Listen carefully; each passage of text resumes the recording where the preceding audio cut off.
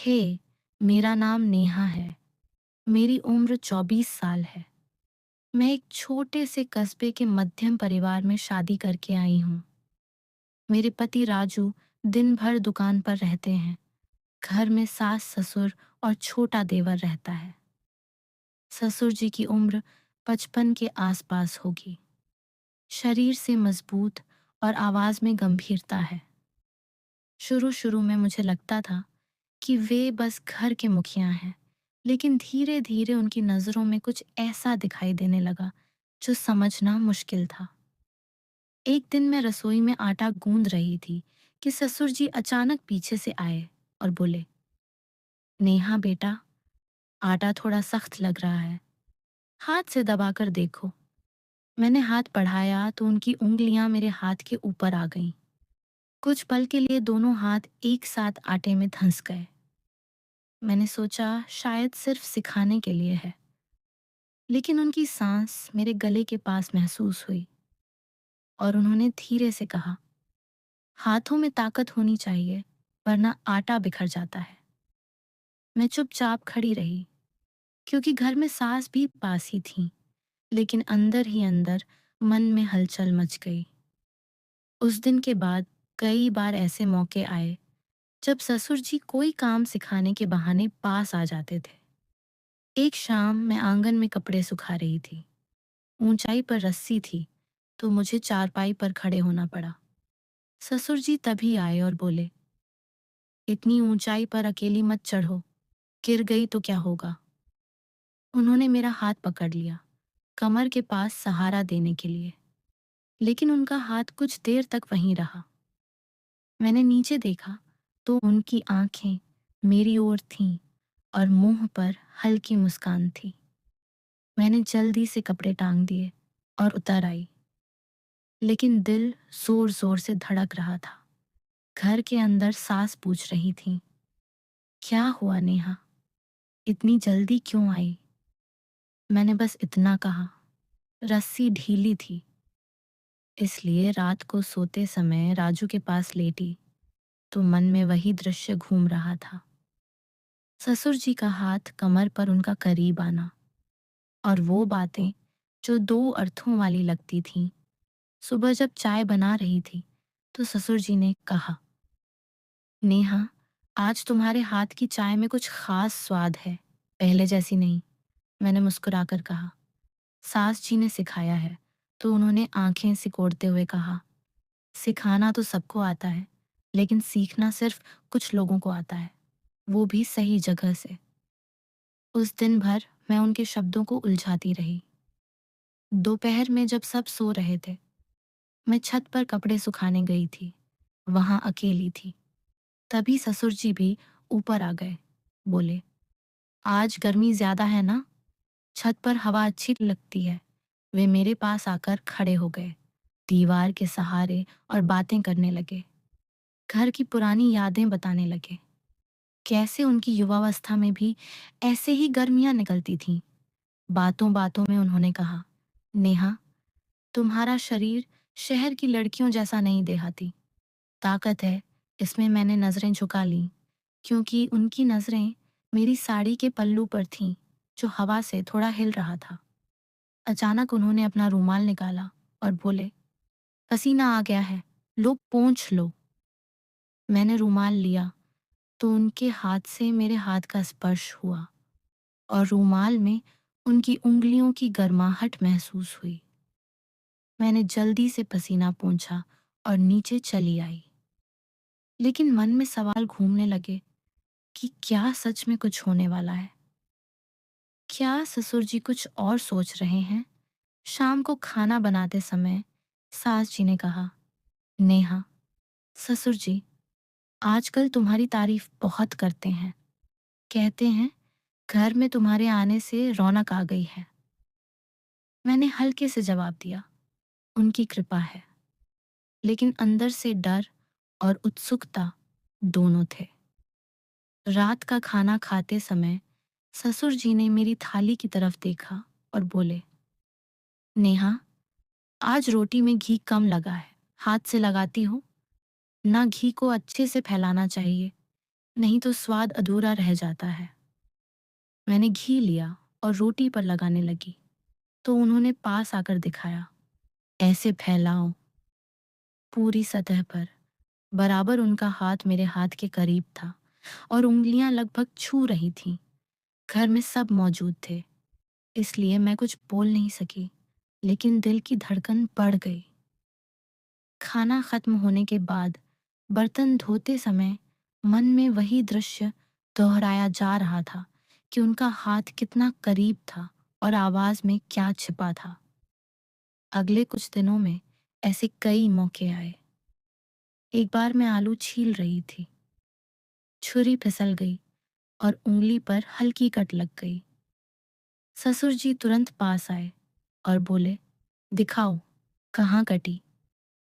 मैंने उंगली दिखाई तो उन्होंने अपना हाथ मेरे हाथ पर रखा और धीरे से दबाया, खून रोकने के लिए। फिर वे बोले, इतनी नाजुक उंगलियां छुरी से कैसे काम करती हैं? इन्हें संभालना चाहिए। उनका स्पर्श कुछ सेकंड ज्यादा रहा और आंखों में कुछ ऐसा था जो मैं पढ़ नहीं पा रही थी। सास जी तभी आ गईं और बोली, क्या हुआ? तो ससुर जी ने हाथ हटा लिया और कहा, बस कट गई थी, दवा लगा दो। मैं दवाई लगाने चली गई, लेकिन उंगली पर उनकी गर्माहट अभी भी महसूस हो रही थी। रात को जब सब सो गए तो मैं आंगन में खड़ी थी। ठंडी हवा में ससुर जी भी निकले और बोले, नींद नहीं आ रही नेहा? तुम्हें भी उन्होंने पास आकर खड़े हुए और आसमान की तरफ देखते हुए कहा, कभी कभी जिंदगी में ऐसे मौके आते हैं जब दिल कुछ और चाहता है लेकिन दिमाग रोक देता है। तुम समझती हो ना? मैं चुप रही क्योंकि उनकी बात तो अर्थों वाली लग रही थी। फिर उन्होंने अचानक कहा, अच्छा, सो जाओ, कल सुबह जल्दी उठना है, बाजार से सामान लाना है। मैं अंदर चली आई, लेकिन पूरी रात उनकी बातें घूमती रहीं। सुबह राजू दुकान गए तो घर में ससुर जी और मैं ही जागे हुए थे। सास अभी सो रही थी। मैं चाय बना रही थी कि ससुर जी रसोई में आए और बोले, आज अकेले होना, चाय में अदरक ज्यादा डालना। मैंने अदरक कुटते हुए कहा, हाँ डाल रही हूँ।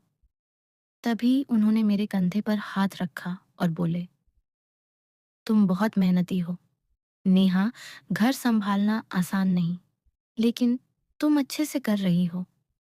उनका हाथ कंधे पर कुछ देर टिका रहा, फिर धीरे से हटा और चाय लेकर बैठ गए। मैंने सोचा आज जरूर कुछ और होगा, लेकिन वे चुपचाप चाय पीकर अखबार पढ़ने लगे। दोपहर में जब मैं आंगन में बैठकर साग तोड़ रही थी तो ससुर जी पास आए और बैठ गए। बोले, नेहा, एक बात पूछूं, तुम्हें इस घर में कैसा लगता है? मैंने कहा, अच्छा लगता है, सब अपना सा व्यवहार करते हैं। तो उन्होंने मुस्कुराते हुए कहा, अपना सा तो सब दिखते हैं, लेकिन अंदर क्या है वो कौन बताए? कभी कभी बाहर से जो दिखता है अंदर से उलटा होता है। उनकी नजरें मेरी आंखों में थीं और बात अधूरी सी लग रही थी। तभी सास जी आ गईं और बात टूट गई। शाम को राजू घर आए तो खाने की मेज पर ससुर जी ने अचानक कहा, नेहा, आज तुम्हें एक काम देना है। कल सुबह मेरे साथ खेत पर चलना है, वहां कुछ सामान रखना है, अकेले नहीं ले जा सकता। राजू ने कहा, हाँ नेहा, चली जाना। सास भी बोली, हाँ बेटा, चली जाना। मैंने हाँ कह दी, लेकिन मन में हलचल मच गई। रात भर सोचा कि खेत पर अकेले क्या होगा, क्या सच में कुछ शारीरिक होने वाला है। सुबह जल्दी उठी, तैयार हुई, साड़ी पहनी और ससुर जी के साथ निकल पड़ी। रास्ते में वे बातें करते रहे, घर की जिम्मेदारियों की, अपनी जवानी की। फिर बोले, नेहा, तुम राजू के साथ खुश हो ना? मैंने कहा, हाँ। तो उन्होंने कहा, खुशी बनाए रखना चाहिए, वरना जिंदगी अधूरी रह जाती है। खेत पहुंचे, वहां हरा भरा खेत था और एक छोटी सी छप्पर थी। ससुर जी ने सामान रखा, फिर बोले, इधर आओ नेहा, एक चीज दिखानी है। मैं उनके पीछे गई। छप्पर के पीछे उन्होंने जमीन खोद रखी थी और बोले, देखो, यह मैंने तुम्हारे लिए छुपा कर रखा है। मैंने सोचा, अब क्या होगा। दिल जोर से धड़कने लगा। उन्होंने मिट्टी हटाई तो अंदर से एक पुराना डिब्बा निकला। खोला तो उसमें सोने की छोटी श्रृंखला और कुछ पुराने सिक्के थे। बोले, यह मेरी माँ की चीज थी। मैंने सोचा तुम्हें दे दूं, क्योंकि तुम इस घर की बहू हो और तुम्हें परिवार की जिम्मेदारी समझ आती है। राजू को मत बताना, अभी यह तुम्हारा राज रहेगा। मैं हैरान रह गई। उन्होंने श्रृंखला मेरे हाथ में रखी और बोले, पहन लो, कभी कभी याद आ जाए कि घर में तुम्हारी कीमत है। मैंने पहनी तो उन्होंने मुस्कुराकर कहा, अब चलो घर वापस, सास इंतजार करेंगी। रास्ते में मैं चुप थी, क्योंकि जो मैं सोच रही थी वो कुछ और निकला। घर पहुंचकर सास ने पूछा, क्या हुआ खेत पर? तो ससुर जी ने कहा, बस सामान रख आए। नेहा ने अच्छे से मदद की। रात को जब अकेली थी तो सोचा कि ससुर जी की सारी बातें, नजरें, स्पर्श, सब कुछ सिर्फ परीक्षा थी या परिवार को जोड़ने का तरीका था। अगले दिनों में उनकी नजरें पहले जैसी रहीं, लेकिन अब मुझे समझ आ गया था कि वो शारीरिक कुछ नहीं चाहते थे, बल्कि घर में एक ऐसी बहू चाहते थे जो उनकी बात समझे और परिवार को संभाले। एक दिन सास बीमार पड़ी तो ससुर जी ने कहा, नेहा, अब तुम्हें ही घर चलाना है, तुम सक्षम हो। मैंने मेहनत से सब संभाला।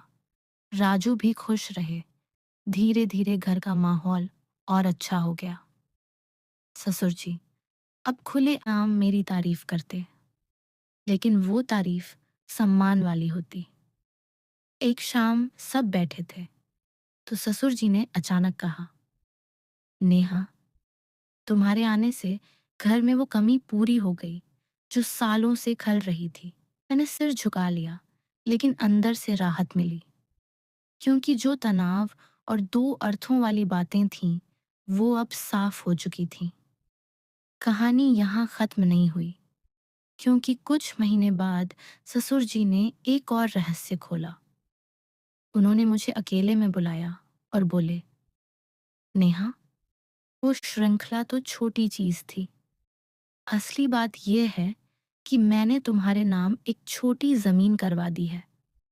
राजू को बाद में पता चलेगा, लेकिन तुम घर की असली मालकिन हो।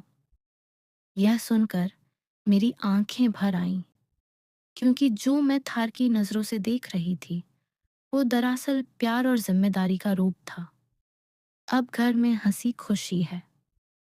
सास ससुर दोनों मुझे बेटी की तरह मानते हैं और राजू भी पहले से ज्यादा अपनापन दिखाते हैं।